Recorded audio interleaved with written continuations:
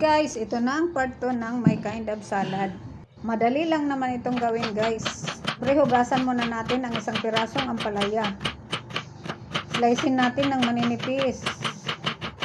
Hindi ko alam kung anong tawag ng salad ko, basta my kind of salad. Mag-slice din tayo ng pipino. Manipis, wag babalatan. Pero be sure na malinis. Hinugasan ng mabuti. Ayan, pagkatapos, pipiga-pigain natin ang ampalaya. Ayan, piga-pigain natin. Lagyan ng kaunting asin para lumambot. Para ma-absorb ang lasa ng asin. Ayan, malambot na yan guys. Ilagay na natin sa ibang bowl.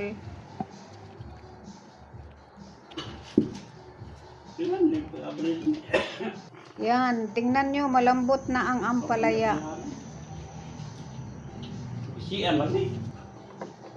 Tapos, ilagay na natin ang mga pipino.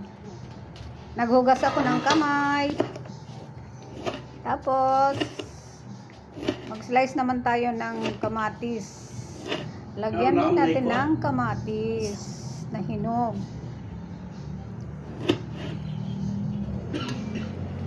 Kamatis at sibuyas.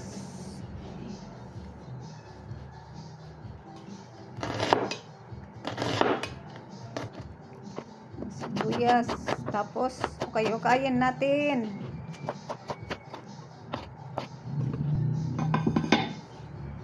Haluin na natin guys at lagyan natin ng timpla. Black pepper. Budburan natin ng black pepper. Kaunting asukal. At kaunting asin din. Ayun ay lagyan na natin ng apple cider. Apple cider ang ginamit ko.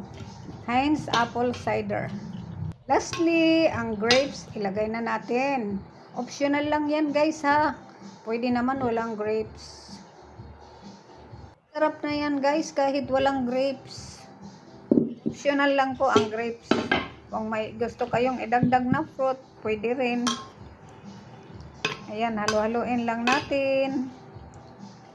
Pwede nang kainin ito. Sana nagustuhan nyo ang my kind of salad. Gusto ko ang aking salad. Sana magustuhan ninyo rin. Ayan, ang ganda ng salad ko. Sana magustuhan ninyo.